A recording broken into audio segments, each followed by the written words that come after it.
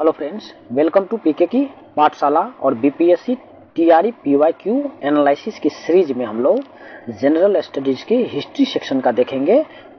TRE 2 और TRE 3 में class 6 to 8 में पूछे गए सारे प्रश्नों का एनालिसिस देखेंगे।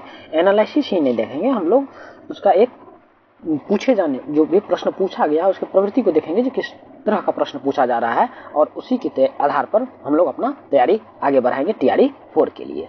Important for all the TRE aspirants, ये मैं जो लास्ट में लाइन लिखा हूँ ये इसका क्या मतलब है ना, जो आप अगर हिस्ट्री का एनालिसिस देख रहे हैं तो आप सिर्फ 6 to 8 का ना देखें, 9, 10 का देखें, 11, 12 का देखें और 1 to 5 का भी देखें, क्योंकि हिस्ट्री का जो सिलेबस है ना थ्रू आउट एक ही दिख रखा है, वो जीएस के 8 नंबर के लिए। मैं ये बोला जो जीएस में जो 8 नंबर का हिस्ट्री पूछा जा रहा है तो सब जगह सिलेबस में इंडियन नेशनल मूवमेंट लिख रखा है।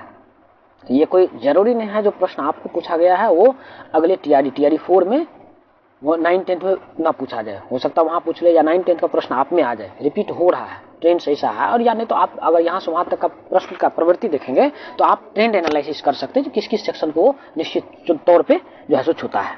तो बढ़ते हैं पहले प्रश्न की ओर और देखते हैं क्या है। हाँ, एक बात और मैं बता दूं, जो 1 से लेकर 8 तक का जो प्रश्न है ये टीआरई 2 में जो भी प्रश्न पूछा गया है 6 to 8 में वो है, और 9 से लेकर 17 तक टीआरई 3 का प्रश्न दिया हुआ है। पहला प्रश्न है, निम्नलिखित में से पटना के किस प्रभावकारी बहावी को ब्रिटिश के खिलाफ षड्यंत्र करने के आरोप में गिरफ्तार किया गया था? मौलवी मोहम्मद हुसैन, बिल्कुल सही। मौलवी अहमदुल्लाह, इन दोनों को किया गया था। ये दो व्यक्ति थे जिनको जो है सो बहावी आंदोलन में ब्रिटिश के खिलाफ षड्यंत्र करने के आरोप में सेडिशन का चार्ज लगा के, राजद्रोह का चार्ज लगा के इन लोगों को जो है सो गिरफ्तार किया गया था और भेजा कहाँ गया था? अंडमान जेल पर इनको काला पानी का सजा, पहले तो उम्र कैद का ये फांसी का सजा सुनाया गया था, फिर अंडमान में इनको काला पानी का सजा सुना के वहां भेजा गया था, ठीक है। और वहीं पर इनकी मृत्यु हो जाती है वाइपर आइसलैंड पर। याद रखिएगा ये प्रश्न पूछा जा सकता है, कहाँ पे? वाइपर आइसलैंड पर द्वीप पर इनकी मृत्यु हो जाती है। कब हो जाती है मृत्यु? 21 नवंबर 1881 को, 21 नवंबर 1881 को, ठीक है।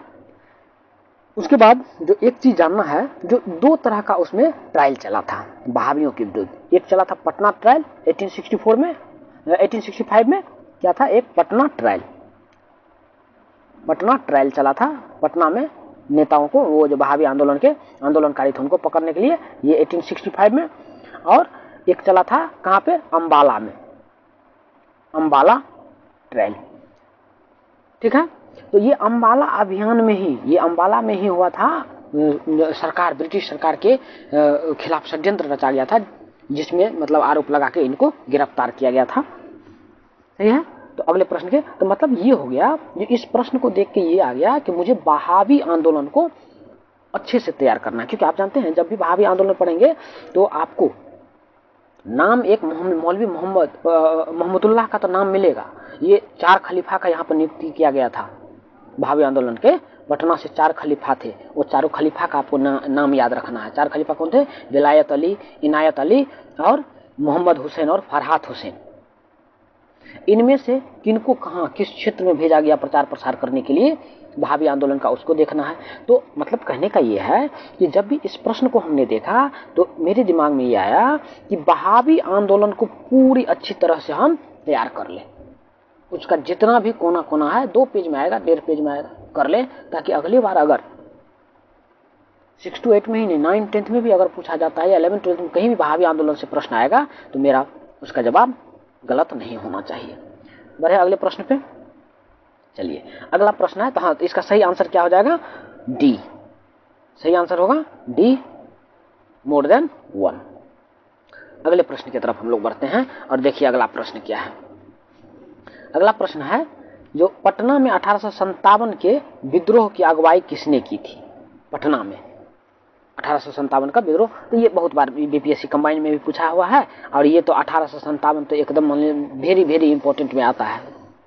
तो 1857 वहाँ सेंट्रल लेवल पे भी, यहाँ पे भी, तो 1857 आपको तैयार करना है अच्छे से। तो उसमें थे कौन थे? 1857 के विद्रोह का जो पटना में मुख्य रूप से जो देखे थे वो पीर अली थे। तो मौलवी पीर अली खान, नहीं, पीर अली ही, कभी कभी आपको सिर्फ पीर अली लिखा मिल सकता है, तो मौलवी पीर अली खान उनका पूरा नाम है। ये हो गया।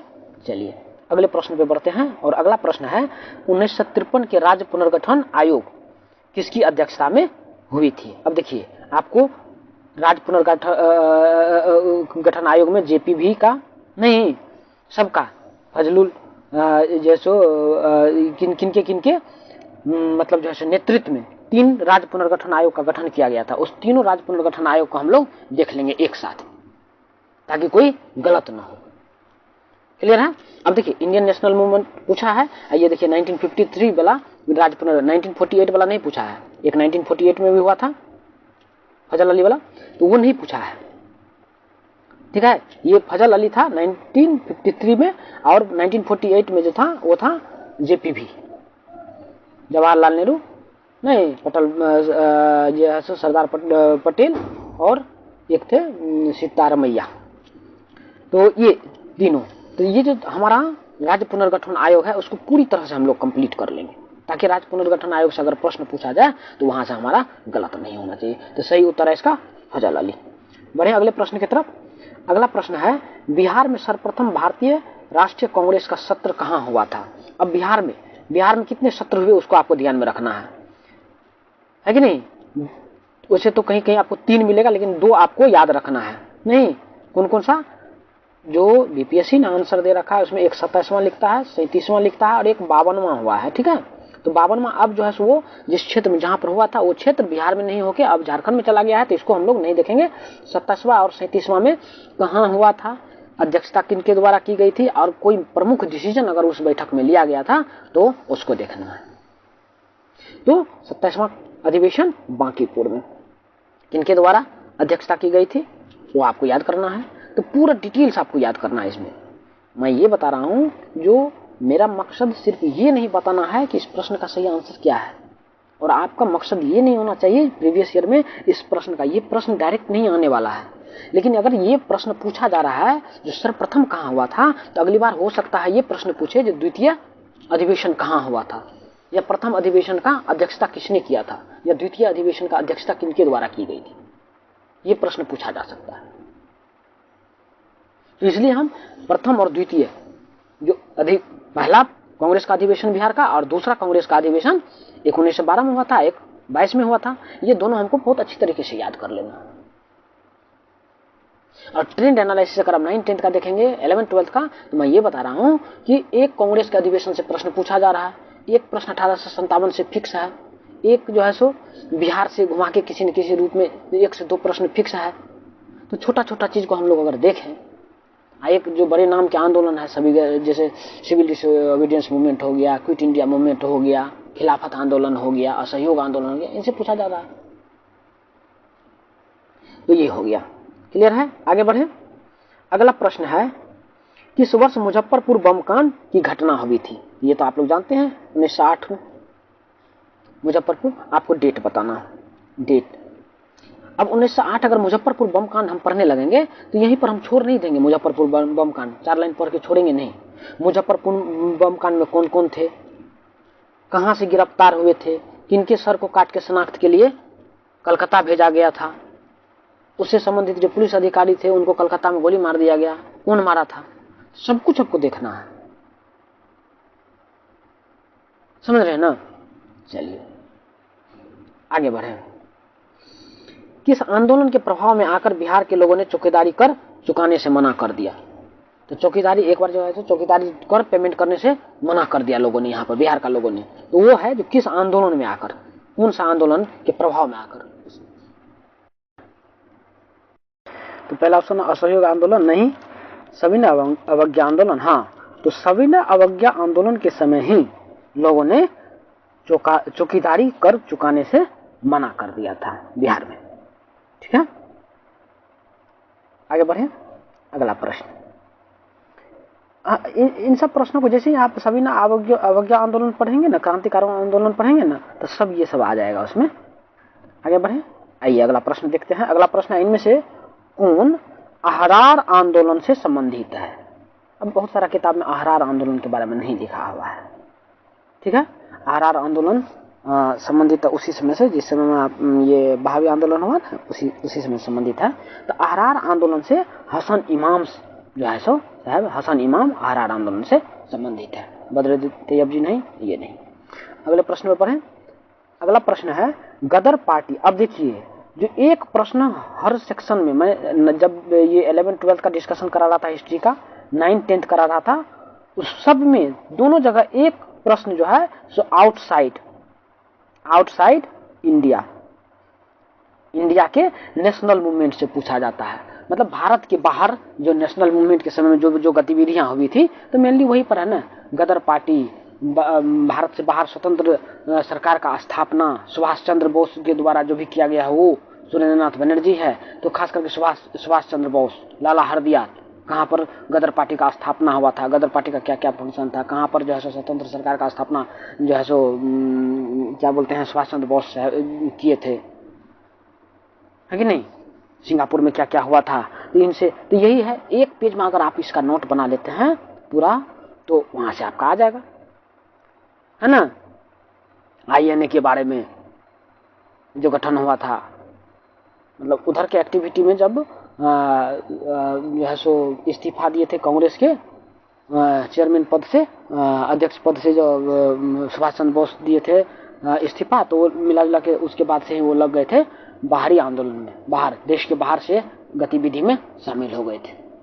ठीक है, तो ये गदर पार्टी का जो कहां पर हुआ था, प्रभावित कर रहा है कि चिश्ती खान एवं डुंडे खान निम्नलिखित से किस स्थान पर विद्रोह किया था। तो चिश्ती खान और डुंडे खान गदर पार्टी से प्रभावित होकर सिंगापुर में विद्रोह किए थे। क्लियर है, आगे बढ़ें। अगला प्रश्न है सुभाष चंद्र बोस किस वर्ष भारतीय राष्ट्रीय कांग्रेस के अध्यक्ष बने थे। देखिए, सुभाष चंद्र बोस से संबंधित आ गया प्रश्न, जो किस वर्ष भारतीय राष्ट्रीय कांग्रेस के अध्यक्ष बने थे। तो ये बात जानना है आपको, जो 2 बार बने थे सुभाष चंद्र बोस भारतीय राष्ट्रीय कांग्रेस के अध्यक्ष, 1 बार नहीं 2 बार बने थे, लेकिन दूसरी बार फिर वो इस्तीफा दे देते हैं। क्यों? 2 बार बने थे ना, 1 बार हरिपुरा में 38 में, और कब त्रिपुरी में 39 में। तो 38 और 39 दोनों में बने थे, लेकिन 39 के बाद उन्होंने, महात्मा गांधी का एक वक्त आया था ना, जो पता भी सितार मैया की हार मेरी हार है, तो फिर इससे थोड़ा सा वो शुद्ध होके इस्तीफा दे दिए थे, और इसके बाद ही वो फॉरवर्ड ब्लॉक का स्थापना करते हैं। क्लियर? चलिए तो आगे। हाँ, आपको इस प्रश्न में क्या देखना है, जो ये कहाँ पर हरिपुरा है और कहाँ पर त्रिपुरी है।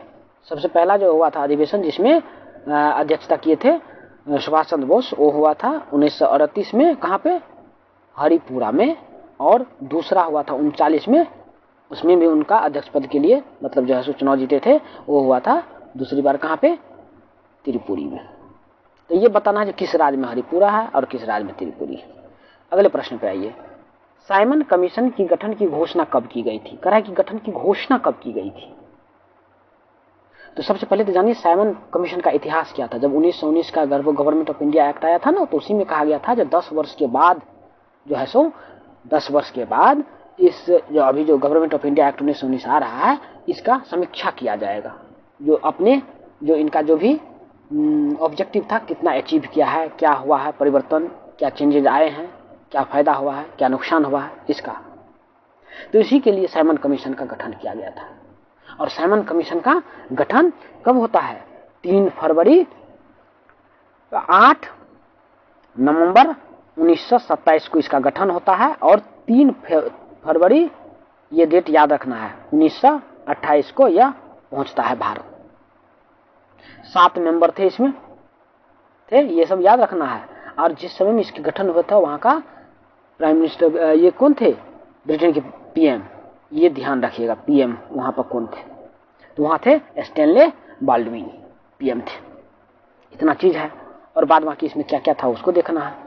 हो सकता है मेंबर का नाम याद कर पाएंगे, थोड़ा सा टफ हो जाएगा तो कर सकते हैं। तो सही होगा क्या? जो 8 नवंबर 1927, तो 28 नहीं होगा, 29 नहीं होगा, 27, 8 दिसंबर लिख रहेगा। 8 दिसंबर तो था ना, 8 नवंबर तो होगा एक से अधिक या नहीं, एक ऑप्शन इसमें से छटा हुआ है, ये ई ऑप्शन लिखिए, इसमें होगा none of these, none of the above.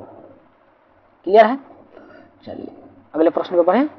देखिए अगला प्रश्न है भारत सरकार अधिनियम 1935 के तहत बिहार विधान परिषद के प्रथम निर्वाचित सभापति, ये मतलब फैक्ट चीज है, आपको याद रखना है।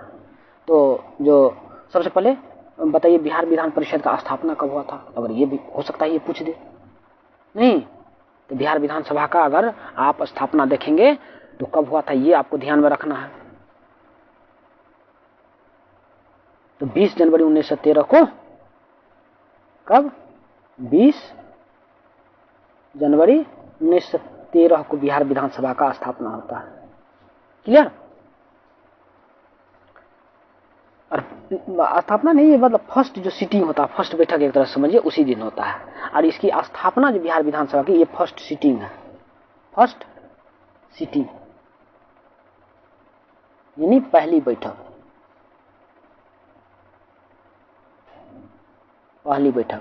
और इसकी स्थापना जो बिहार विधानसभा बिहार विधान परिषद की हुई थी वो हुआ था इंडियन काउंसिल एक्ट का, किसके अनुसार, 1861 के अनुसार, 1861 के भारत परिषद अधिनियम के आधार पर इसकी स्थापना हुई थी। और इसके साथ ये दोनों, ये एक्ट और क्या था, एक गवर्नमेंट ऑफ इंडिया एक्ट 1919 के प्रोविजन के आधार पर ही इसकी स्थापना की गई थी।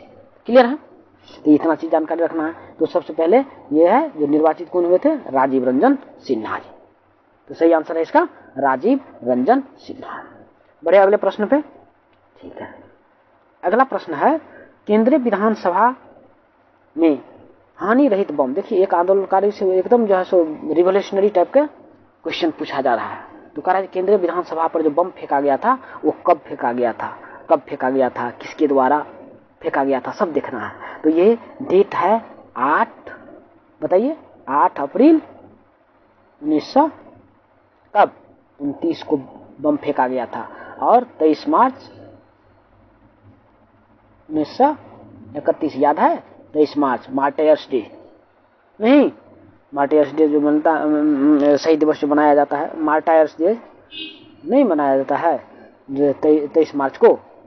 तो जो इनका जो मतलब जो है सो केंद्रीय असेंबली पर जो बम फेंके थे उनमें जिनको पकड़ा गया था फांसी की सजा हुई थी और 23 मार्च को उनको फांसी दिया गया था।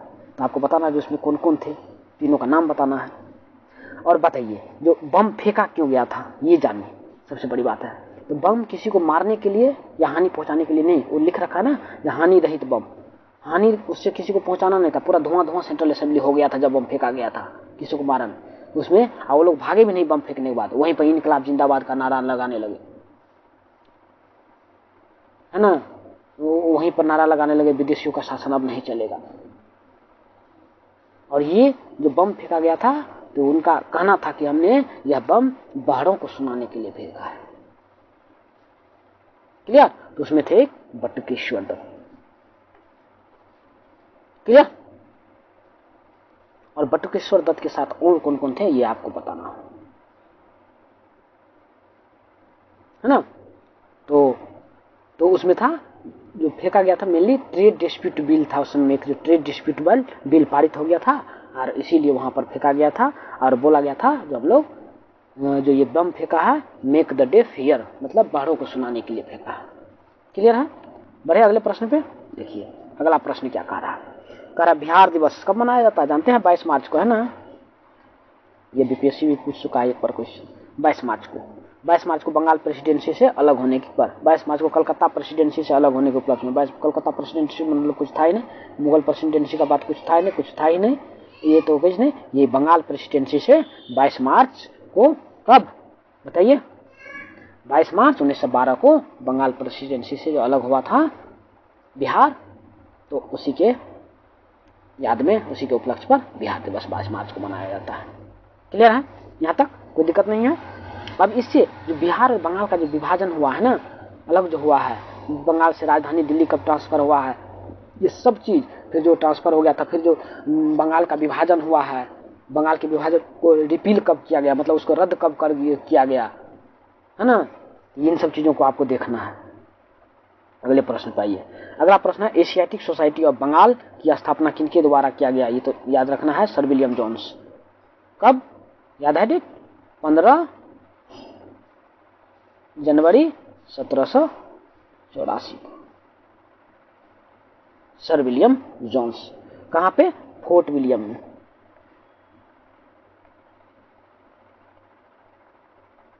फोर्ट विलियम में। क्लियर है यहाँ तक?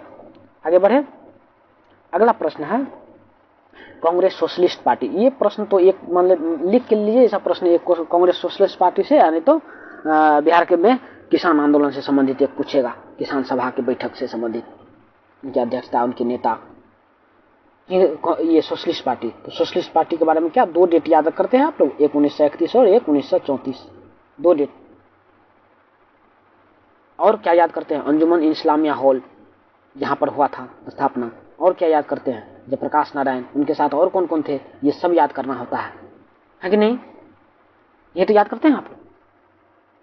क्लियर है? तो ये जो कांग्रेस सोशलिस्ट पार्टी का गठन जो हुआ था विधिवत रूप से 1934 में हुआ था।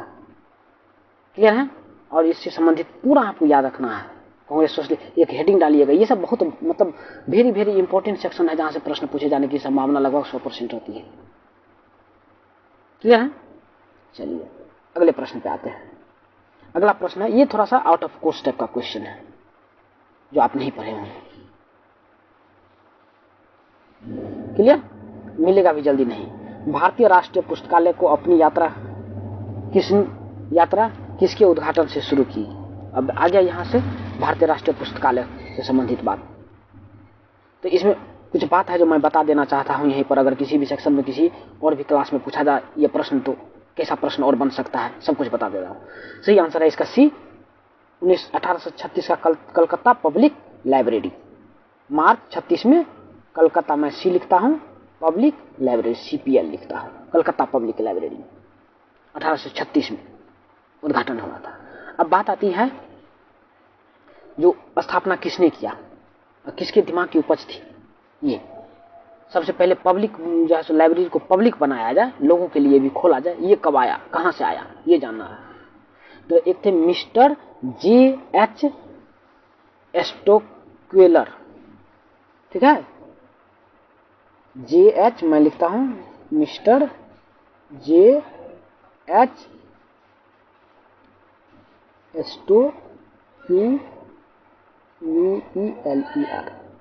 स्टोकवेलर, ये एडिटर थे। ये क्या थे? एडिटर थे किसके? इंग्लिश मैन के। तो पहली बार इन्होंने ही 21 मार्च, ये यहाँ डेट नहीं दिया है, इस डेट को फिक्स कीजिए, 21 मार्च 1836 को पब्लिक लाइब्रेरी। तो ये 1836 में हुआ है, लेकिन अब यही मार्च में हुआ है, आगे ये 21 मार्च 1936 को पब्लिक लाइब्रेरी को पब्लिक के लिए ओपन करने का प्रस्ताव लेके आए। नहीं, 1936 लिखिएगा, डोंट बी कंफ्यूज्ड। ये जो है प्रस्ताव क्या लाए, जो library to be open for मतलब पब्लिक के लिए, पब्लिक के लिए लाइब्रेरी को ओपन।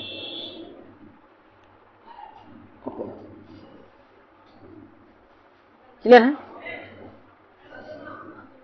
लेकिन ये आइडिया जो पब्लिक के लिए लाइब्रेरी होना चाहिए, ये आइडिया सबसे पहले लॉर्ड कर्जन के दिमाग में आता है, जो पब्लिक यूज के लिए लाइब्रेरी को ये किया जाए। और इसी के बाद जो है 1948 में एक इंपीरियल लाइब्रेरी की स्थापना होती है, और वही इंपीरियल लाइब्रेरी और कलकत्ता लाइब्रेरी को मर्ज करके फिर नेशनल लाइब्रेरी बनाया जाता है 1 फरवरी 1953, 1 फेब 1953 से। इनके द्वारा इनका उद्घाटन किया गया। उस समय के शिक्षा मंत्री थे मौलाना अबुल कलाम आजाद के द्वारा उद्घाटन किया जाता है, ओपनिंग। क्लियर है? यहां तक तो ये हो गया हमारा TRE 2, TRE 3 में 6 to 8 में जो भी प्रश्न पूछा गया था हिस्ट्री से, उस सेक्शन का एनालिसिस। आशा करता हूं आपको पसंद आएगा। जब भी आप देखें तो ये पसंद आएगा, और पसंद आता है तो इसे लाइक करें, सब्सक्राइब करें, और अपने मित्रों में शेयर करना ना भूलें, क्योंकि अगर आप शेयर करते हैं, लोगों तक पहुंचती है मेरी बात, अच्छा लगता है, तो मुझे इससे और बल मिलेगा, और मैं चाहूंगा कि और अच्छा सा अच्छा कंटेंट, अच्छा सा अच्छा वीडियो बना के आप लोगों को समक्ष लाऊं, ताकि आपकी तैयारी और बेहतर हो सके और आपको सफलता मिल सके। Thank you.